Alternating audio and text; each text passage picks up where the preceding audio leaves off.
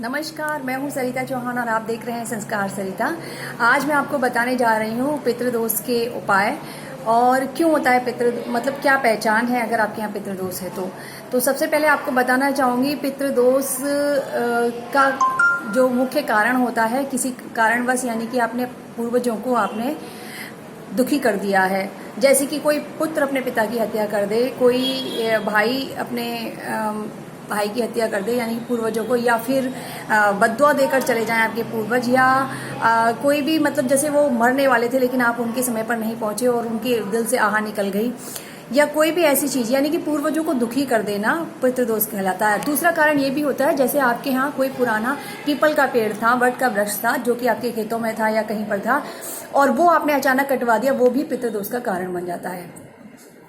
तो उसके लिए सबसे अचूक उपाय है, और सब कुछ हमारी गीता में लिखा है जैसे मैंने आपको बताया। अगर आप चाहें तो अमावस्या के दिन, प्रति अमावस्या आप एक तो ब्राह्मण को भोजन कराइएगा और संभव हो तो अपने घर पर बुलाकर भोजन कराइएगा। चाहे 10 रुपये दीजिए पर दक्षिणा अवश्य दीजिएगा।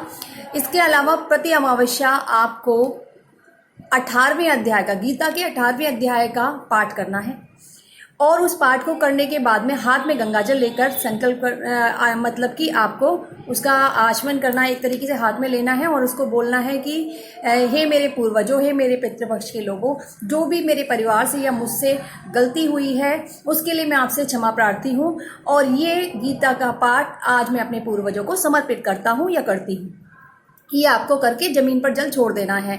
तो हर अमावस्या को ये कीजिएगा तो आपका 200% आपको कह रही हूँ कि आपको आराम मिलेगा, आपका पितृदोष दूर हो जाएगा, आपके पूर्वज आपसे प्रसन्न हो जाएंगे धीरे धीरे, क्योंकि आप उनकी तृप्ति का कारण बन रहे हैं।